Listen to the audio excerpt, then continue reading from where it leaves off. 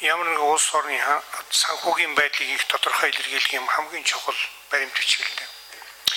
Тэгээд одоо бид ингээд тодтол оруулж ирж байна.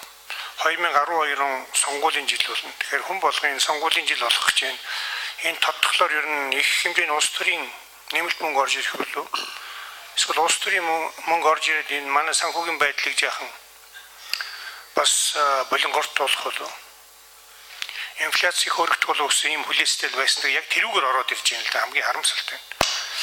Энэ тодтолоор дотоодын нийт бүтээгдэхүүний 9.6%-тэй тэнцэхээр юм том алдагдал гарч байна.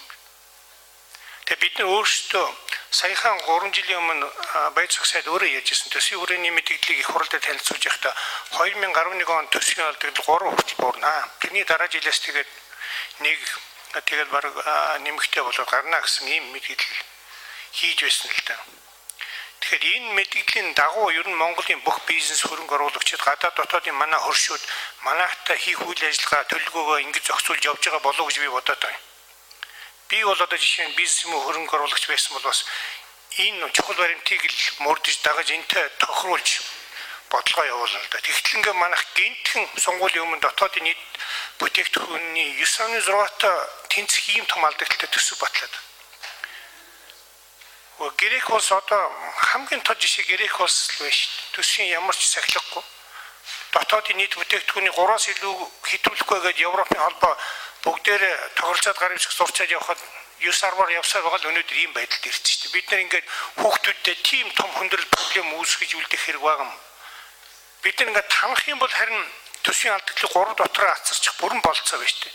Танах гэж оролдог нь хийж үзсэн үгүй юу? Ялангуяа төсвийн захирагч нартай ямар захирагч нар ингэж хамаагүй ихээр нэмж захиалга өгöd байгаа юм бэ?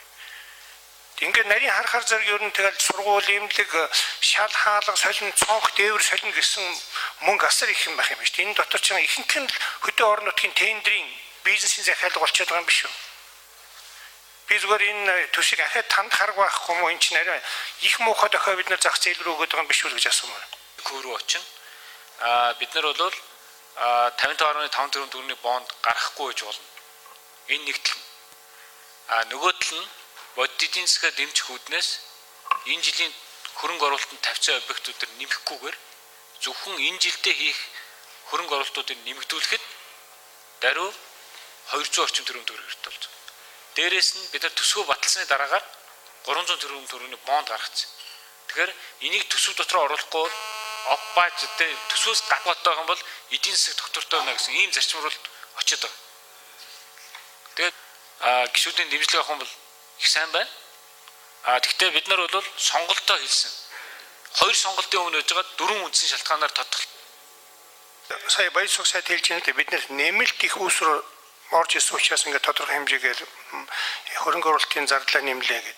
Тэгэхээр урд нь хэд хэдэн жилийн манай улсын ерөнхий аудиторын дүгнэлтээр манд бид засгийн газар маань ер нь урд урдын засгийн газар маань тэтгэврийн сан нийгэм даатгалын сангаас маш их мөнгө идсэн явж байгаа шүү дээ. Бид нар тэрийг буцааж бүрдүүлэх ёстой байна.